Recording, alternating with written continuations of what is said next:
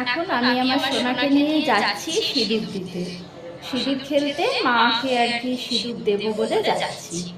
তো চলুন দেখা যাক, আজকে যদি আমার গর্ভধারিণী মা থাকতো তো আমার চেয়ে বোধ হয় তার বেশি তাগিদ থাকতো কতক্ষণে সিঁদুর দিতে যাব। তো যাই হোক, নেই আর সে, তবু আমার সোনা আছে আমার সঙ্গে, ওর সাথে আমি আজকে সিঁদুর দিতে যাচ্ছি।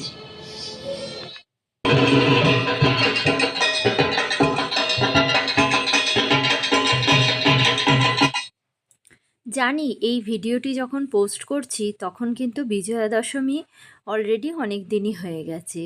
আসলে জানেন তো, এত বেশি আমি ব্যস্ত ছিলাম না যে ভিডিও পোস্টই করতে পারিনি। কেন করতে পারিনি আর কেন যে ব্যস্ততা আমার ছিল সেটা আমি আপনাদের অবশ্যই পরে জানাবো, আর আপনারা আমার ভিডিওর মাধ্যমে অবশ্যই জানতে পারবেন। তা এখন আমি চলে এসেছি সন্ধেবেলা বিজয়া দশমীতে মাকে বরণ করতে। আমি খুব তাড়াতাড়িই চলে এসেছিলাম, সকালবেলা খবর নিয়ে গিয়েছিলাম কখন হবে। তো আমি খুব তাড়াতাড়িই চলে এসেছি, ওই জন্য প্যান্ডেলটা না একদম ফাঁকা, 3-4 জনে জাস্ট বরণ করা হয়েছে, আর 3-4 জন দাঁড়িয়েছিল এই রকম। আর যেহেতু বৃষ্টি হচ্ছে, বিক্ষিপ্ত বৃষ্টি, তো সেই জন্যই আরও অনেকে পরে বেরোবো এইরকম করে ফাঁকাই ছিল। তা আমি ভালো করেই মাকে বরণ করতে পেরেছি। মাকে বলছিলাম বরণের সময়, মা গো, জগতের মঙ্গল করো, আর তোমাকে যে এই যে সিঁদুর দিচ্ছি, আমি যেন বছর বছর তোমাকে এইভাবে সিঁদুর দিতে আসতে পারি, আর এই সিঁদুর নিয়েই যেন আমার চলে যাওয়া হয়। মা এত সুন্দর মহিমায়, নিজের মুখটা এত সুন্দর দেখতে মায়ের। মাকে এই যে জানো তো, যখন অষ্টমীর অঞ্জলি দিই বা সপ্তমীর দিন যখন বোধন হয়, তখন দেখে কি আনন্দ হয়। বরণেও একটা আনন্দ হয়, মাকে সিঁদুর দেয়া, মাকে কাছ থেকে মুখে মিষ্টি দেওয়া, কিন্তু তার মধ্যেও যেন একটা কোথায় বেদনা লুকিয়ে থাকে জানো তো, যে এই মাকেই আজকে বরণ মানেই সব শেষ, আজকের পর আর মাকে আমরা দেখতে পাবো না, চলে যাবে মা জলে। আবার 1 বছর পর এই বরণ করবার জন্য অপেক্ষা করতে হবে, অথবা অষ্টমীতে অঞ্জলি দেবো মায়ের মুখের দিকে তাকিয়ে, সেই জন্য অপেক্ষা করে থাকতে হবে। যাই হোক, যে যেভাবেই আনন্দ করুক না কেন, আরও 1 বছরের অপেক্ষা। মাকে যখন কাছ থেকে মুখে মিষ্টি দিই না, একটা আলাদা আবেশই থাকে। আর মাকে যখন সিঁদুর দিই তখন সেই আবেশটাও কিন্তু সব সময় ভরপুর থাকে, সেটা একটা আনন্দ, একটা আলাদা আবেশ। এই আবেশটা কিন্তু আমি ছোট থেকেই পেয়েছি। আমার মা না সিঁদুর দিতে আসতো, প্রত্যেক বছর সিঁদুর দিয়েছে। আমার বাপি যতদিন থেকেছে আমার মা প্রত্যেক বছর সিঁদুর দিতে এসেছে। তা আমিও মায়ের সঙ্গে আসতাম বই নিয়ে মা সরস্বতীর পায়ে ঠেকাবার জন্য, আর এই হাঁসটা না আমার ভীষণ পছন্দের ছিল।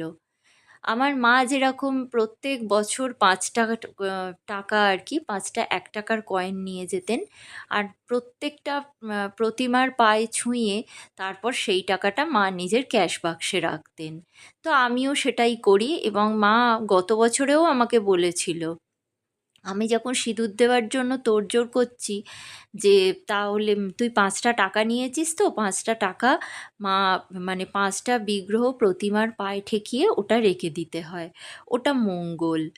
তা আমিও সেটাই করি, কিন্তু পদে পদে কি জানো তো, এত মায়ের কথা মনে পড়ছে আর এত কষ্ট লাগছে, প্রত্যেকটা স্টেপে কি করব, এই যে বরণ করার পর পানটা যে ওখানে দিয়ে আসতে হয়, সেটা কিন্তু আমি গত বছরেও জানতাম না, মা বলে দিয়েছে। মিষ্টি দেব না আগে সিঁদুর দেব, এটাও পাজল হয়ে যাই, এটাও কিন্তু মা বলে দিয়েছে। হয়তো সিঁদুরটাই আগে দিতে হয় অথচ মিষ্টিটা আমি আগে দিয়েছি, এই রকম করে ফেলেছি, কারণ মা নেই তো সব কিছুই যেন আমি ভুলে যাচ্ছি, আর আমার যেন সব কিছুই ভুল হয়ে যাচ্ছে, এই রকম একটা ব্যাপারে এসে দাঁড়িয়েছে। শুধু করতে হয় তাই যন্ত্র চালিতর মতো গেছি আর সব কিছু করেছি, আর এর মধ্যে না সত্যি বলতে আমার কোনো আনন্দ নেই। তা আমি মাকে বললাম, মা জগৎজননী, এইটা আমার আনন্দ নেই, এই শোক কষ্ট জানি না কি হবে, মাকে ভুলতে পারছি না, আর এই রকম শোক পৃথিবীতে আর কাউকে দিও না। তাহলে যে এই শোকের তাপে কি হয়, শোকের তাপে যে মানুষ কিভাবে দগ্ধ হয়, সেটা আমি খুব ভালোভাবে বুঝতে পারছি। তো আমার বরণ শেষ হয়ে গেল, আর এই যে শেষে পার্বতী মাকে আমি বরণ করে নিচ্ছি। জানো তো একটা জিনিস কি, আসলে যেটা বলে কলা বউ, কলা বউকে অনেকেই বলে যে গণেশ ঠাকুরের বউ ঋদ্ধি সিদ্ধি। আসলে কিন্তু না, আসলে কিন্তু এই কলা বউটাই হচ্ছে মা দেবী পার্বতী। এই দেবী পার্বতী এই কলা বউয়ের মধ্যে দিয়েই প্রাণ প্রতিষ্ঠিত হয়।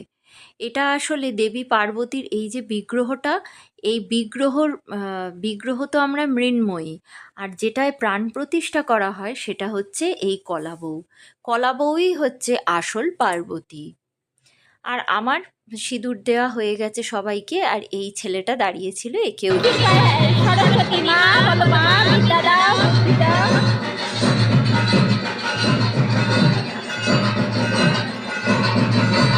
আউলের হাতায়, আউলের গায়ে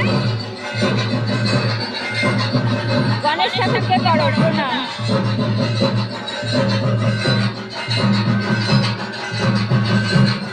মা পার্বতীকে, এইটা মা পার্বতী।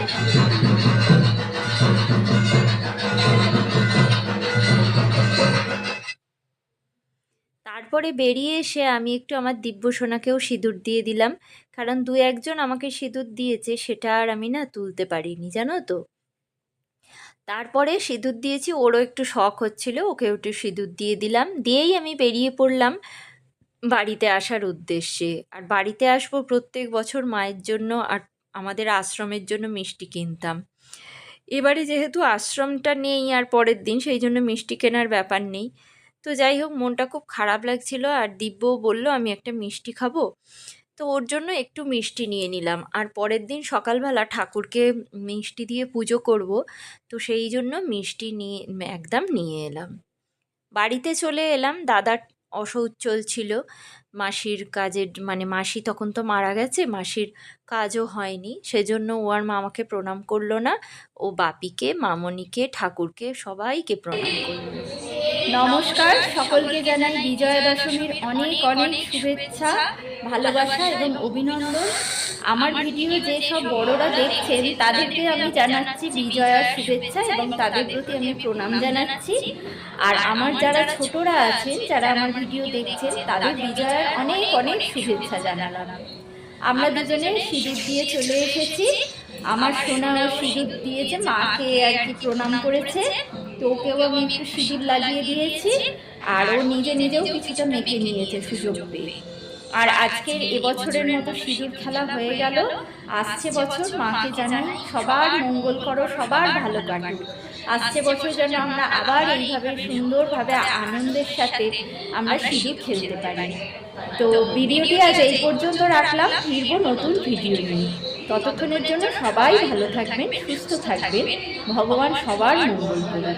আর মা দুর্গা সবার ঘরে সমৃদ্ধি, সুখ, নিরোগ সবাইকে রাখুন, সবার ভালো হোক।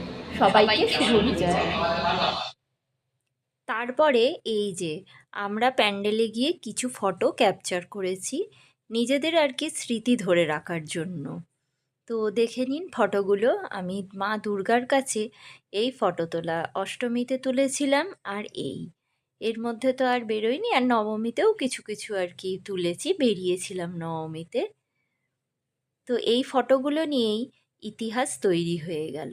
2025-এর পুজো কিভাবে কাটলো আর কিভাবে কাটালাম সমস্তটাই আমি একটা ফ্রেমের মধ্যে বন্দি করবার চেষ্টা করলাম।